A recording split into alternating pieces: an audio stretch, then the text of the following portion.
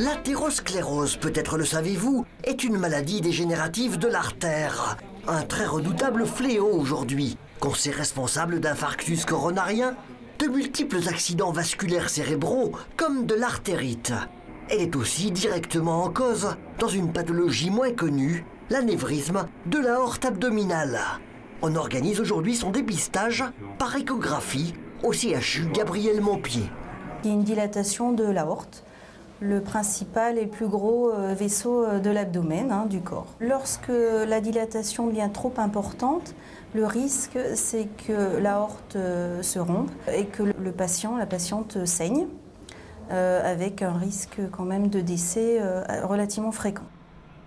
Un problème de santé publique majeur, puisque 5% des hommes et 2% des femmes sont aujourd'hui concernés. En sachant que chez les femmes qui sont tabagiques et qui sont hypertendues, la proportion augmente et s'approche de celle de l'homme, avec des complications un petit peu plus importantes, puisque les artères chez les femmes sont plus petites.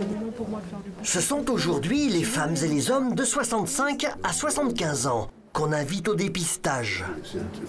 Et également, ce qui est très important, les gens qui ont eu un parent au premier degré, un papa, une maman, un frère, une sœur, qui ont fait un anévrisme. Et cela, on les dépiste dès l'âge de 50 ans. Très important, le lien entre tabagisme et affection cardiovasculaire. Ce dépistage permet aux fumeurs de rencontrer, s'ils le souhaitent, un médecin addictologue. Un coup de pouce souvent bienvenu pour parvenir à ne plus fumer. Sensibiliser, motiver, informer les fumeurs sur les structures d'addictologie qui existent dans le département et même dans la région, pour pouvoir les aider à arrêter de fumer. Les études montrent que tout simplement le fait d'être accompagné augmente les chances de réussite. On ne parle pas uniquement de l'augmentation des chances de réussite avec un traitement, mais simplement de l'accompagnement ou du coaching. Bloqué. Attendez. Soulignons que ce sont des médecins bénévoles qui organisent cette opération. Prévenir vaut toujours mieux que guérir, lorsqu'on peut. Là, vous avez le CHU, vous avez le dispensaire Émile Roux, les coordonnées sont ici. Parce qu'on doit parfois être opéré en profitant heureusement des avancées de la chirurgie moderne. L'équipe chirurgicale du service urologie de la clinique de la Châtaigneraie nous accueille justement pour découvrir et tester un fabuleux robot chirurgical. C'est le chirurgien qui vous opère avec un télémanipulateur, c'est de la celluloscopie télémanipulée. Donc le chirurgien est le maître. Un maître auquel le robot prête ses mains miniatures d'à peine 3 cm. Elle recrée parfaitement les gestes précis que le chirurgien effectue dans l'espace. Nœuds, sutures, tout se réalise parfaitement selon la volonté de l'homme.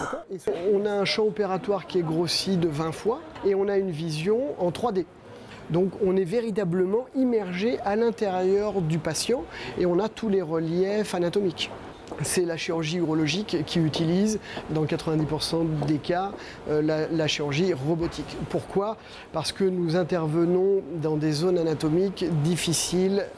Par exemple, la chirurgie de la prostate doit se faire au fond du petit bassin de l'homme, derrière le pubis, donc ce sont des zones toujours un petit peu difficiles. Donc là, la chirurgie robotique, on a une précision, la vision, la manipulation des instruments, voilà. Seules les opérations délicates sont aujourd'hui réalisées ainsi. Le coût d'utilisation du robot s'avérant encore extrêmement élevé. Mais nous voici, c'est maintenant certain, complètement rentrés dans un 3e millénaire époustouflant.